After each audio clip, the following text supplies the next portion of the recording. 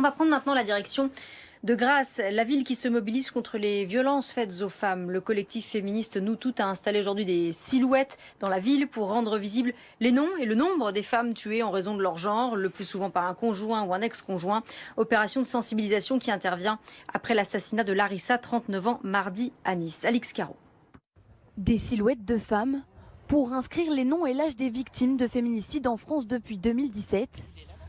À peine une semaine après leur installation, Alexandra, membre du collectif Nous Toutes de Grasse, doit y ajouter 2 prénoms, dont celui de la femme tuée à Nice ce mardi.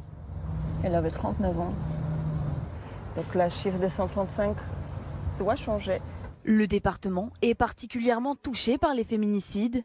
Nous Toutes en compte 3 depuis le mois de juillet.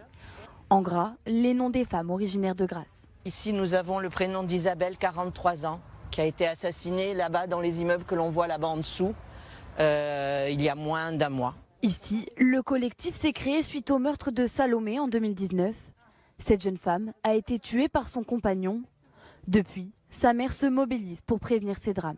Bien faire comprendre aux gens et aux femmes qui seraient dans ces situations comment on peut se sortir justement de cette emprise. Ma fille en a été victime et je veux essayer d'éviter d'autres morts. Numéro d'urgence, slogan, message de prévention.